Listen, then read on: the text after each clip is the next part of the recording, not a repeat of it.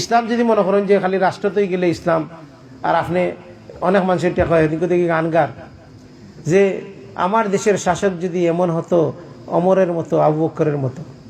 শাসক আবু বকর অমরের লাখানি লইব? পৃথিবীর সর্বকালের সর্বশ্রেষ্ঠ শাসক হইল গিয়া, পৃথিবীর সর্বকালের সর্বশ্রেষ্ঠ শাসক হইল মুহাম্মদ রাসূলুল্লাহ সাল্লাল্লাহু আলাইহি ওয়াসাল্লাম। তার রাষ্ট্র তাকিয়া একজন মানুষ জাহান্নামের সব তাকির নিচে থাকবো। কোন রাষ্ট্র তাকিয়া?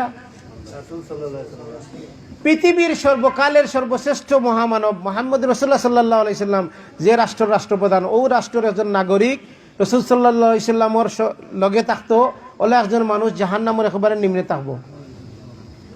তাহলে শাসক আর ইসলামে তারে বাঁচাইতে পারছে? আমরা দেশে কিছু মানুষ আছে মনে করে যে বঙ্গভবনে যদি ইসলাম হয়ে যায়, সংসদ যদি ইসলাম হয়ে যায়, সব জায়গাতে ইসলাম কায়েম হয়ে যাবে। বাংলাদেশে হক্কা চাই যে আইনগতভাবে পলিথিন নিষিদ্ধ নি না নিষিদ্ধ নয়? কতদিন আগে নিষিদ্ধ হয়েছে?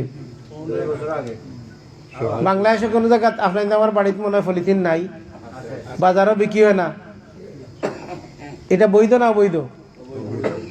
অবৈধ, কিন্তু সবে ব্যবহার করি। আইন যেন বানাইছেন তাইনও ব্যবহার করেন, আমরা যারা আইন শুনছি তারাও আমরা ব্যবহার করি।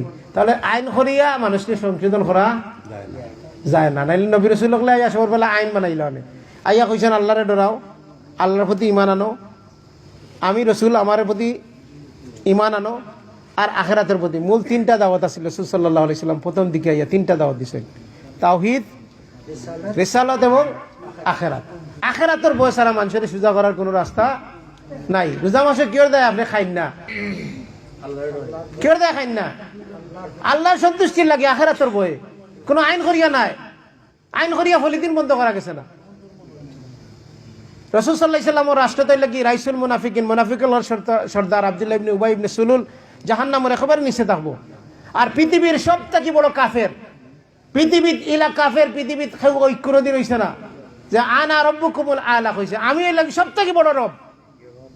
সেই কাফের ফেরাউনের রাষ্ট্র, ফেরাউনের গড়, ফেরাউনের লোকে ঘুমাইয়া একজন মহিলা জান্নাতে যাইব, জান্নাতে মহিলাগুলো সর্দার নিইব।